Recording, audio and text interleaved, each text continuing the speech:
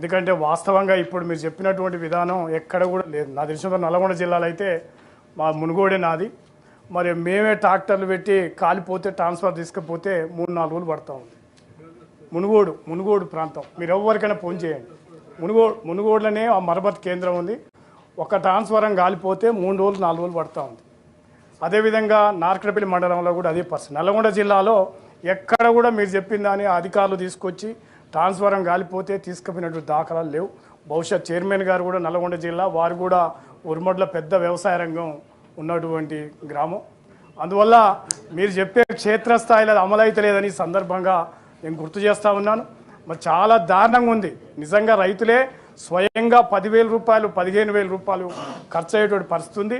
అందరు రైతులు ఆ సందర్భంగా 500 1000 వేసుకొని ఆ రకంగా ఇబ్బంది అయ్యే పరిస్థితి ఉంది. అందువల్ల దయచేసి దాన్ని అర్థం చేసుకోవాలని నేను మంత్రి గారికి విన్నపం చేస్తూ ఉన్నా.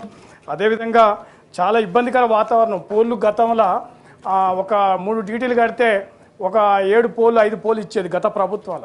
ఇప్పుడు ఒకటే పోలు ఒక ఫ్లోర్. ఇప్పుడు మేము రైతులు కొనుక్కోవాల్సిన పరిస్థితి ఏర్పడతా ఉంది. అంటే చాలా ఇబ్బందికర వాతావరణం. నేను ఈ మధ్యకాలంలో ఎస్సీ గారితో వాళ్ళతో మాట్లాడినప్పుడు కూడా ఈసారి లేవు, అసలు మేము ఏం చేయాలి. పుల్యావలం అనే గ్రామానికి ఈ మధ్యన 2 ట్రాన్స్ఫరాలు ఇచ్చారు రైతులకు.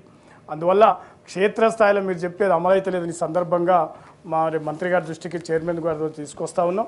అందువల్ల ఇప్పటికైనా డీడీలు కట్టినటువంటి రైతులకు మరి చాలా వరకు వెంటనే అమలు చేయాలని సందర్భంగా చేస్తూ గుర్తు.